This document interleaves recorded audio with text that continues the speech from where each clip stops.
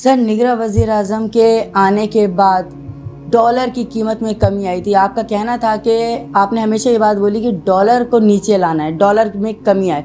Dollar नीचे भी आया, ज़ख़ीरा अंदोज़ी में भी कमी वाक़ई हुई है, पेट्रोल की कीमत में भी कमी वाक़ई हुई है। आइंदा आने वाले दिनों में आप क्या देखते हैं? देखिए, डॉलर की कमी तो वक्ती थी, उसकी वजह थी कि थोड़ी सख्तियाँ हो गई थी और फिर अभी दोबारा डॉलर बढ़ रहा है।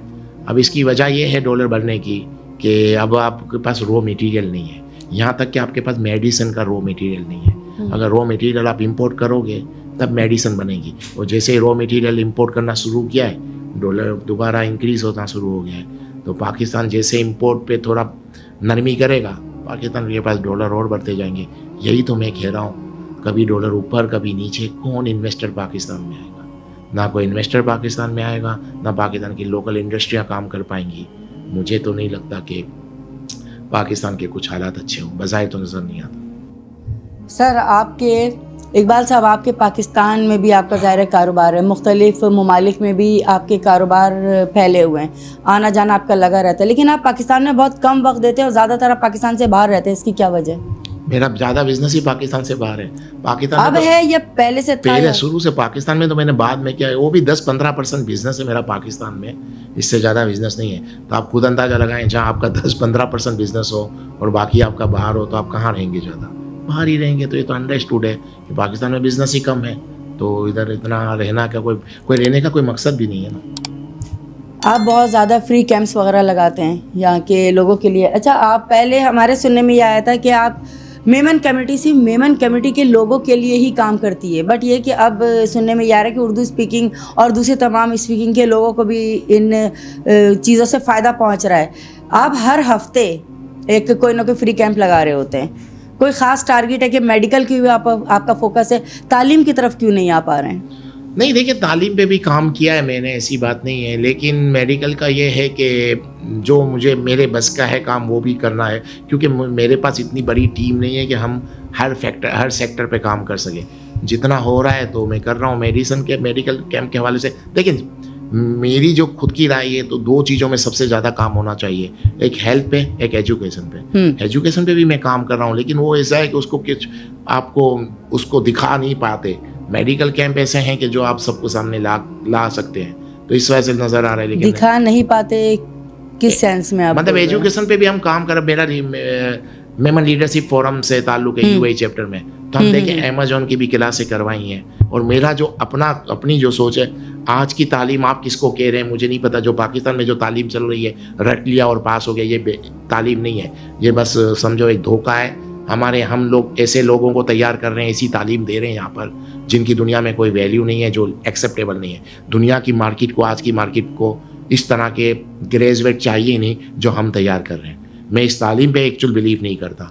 आज के दौर कहाँ से कहाँ पहुँच गया है, आर्टिफिशियल इंटेलिजेंस का दौर है, और मैं चाहता हूँ कि मैं इस तरह के एजुकेट करूँ लोगों को जो आगे काम आए। तो इन फ्यूचर में आप देखना, हम लोग आर्टिफिशियल इंटेलिजेंस के जो बेसिक कोर्स हैं वो करवाएंगे, क्योंकि आज का दौर एडवांस्ड टेक्नोलॉजी का दौर है। हमारे यहाँ तालीम पता नहीं किस तरह, सिर्फ मुझे लगता है पाकिस्तान की कोई डिग्री दुनिया में एक्सेप्ट नहीं है, सिर्फ मेडिकल की डिग्री थोड़ी बहुत एक्सेप्ट है। बाकी हमारे यहाँ के जो ग्रेजुएट लड़के हैं वो जाके लेबर जॉब करते हैं। तो एजुकेट करना है तो आपकी आज के दौर के हिसाब से उनको एजुकेट करें, जो दुनिया कर रही है।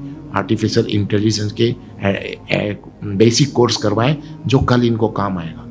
लेकिन हमारे यहाँ क्या है, जो भी टेक्नोलॉजी नई आ रही होती है, कोई नया काम हो रहा होता है, तो लोग निकल जाते, हड़तालें शुरू कर देते, ये नहीं होना चाहिए, ये नहीं होना चाहिए। लेकिन इनको पता नहीं कि आज का दौर बिल्कुल एडवांस है। मैं आपको एग्जांपल दे दूँ, एक वक्त था जब घोड़ा गाड़ी ट्रांसपोर्ट पे ज़्यादा यूज़ होती थी।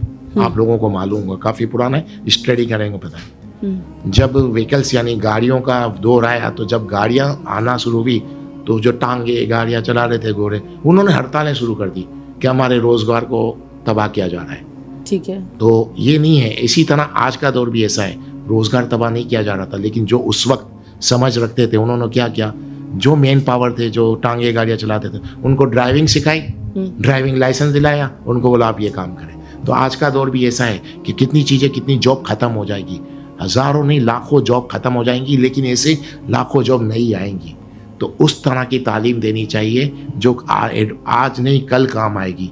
तो हम लोग उस तालीम को देने की बजाय वही पुरानी तरह से तालीम दे रहे हैं जो आज वैल्यू नहीं है। हमारे यहाँ बेहिसाब डॉक्टर बेरोजगार हैं, बेहिसाब डॉक्टर। किसी भी बच्चों को पूछो क्या बनेगा बड़ा होकर, डॉक्टर बनूंगा। अभी तक हमारा वही माइंडसेट है, डॉक्टर बनूंगा। अरे डॉक्टर अब बन के क्या करना है? इतने हज़ारों लाखों डॉक्टर बेरोजगार हैं, हम उस तरह एजुकेट नहीं कर रहे। आज के दौर में जिस तरह की एजुकेशन चाहिए वो हम दे नहीं पा रहे। आपने कोविड में देखा था कि कोविड में सब बंद हो गया, तो हमारे यहाँ ऑनलाइन तालीम देना, ऑनलाइन पढ़ाने के टीचर ही नहीं थे।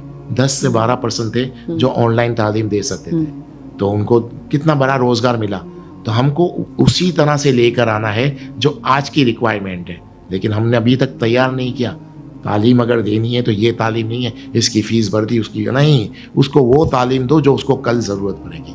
तो इस तालीम पे ऊपर मैं काम करूँगा, बाकी ये फालतू तालीम पे तो मैं काम नहीं करूँगा।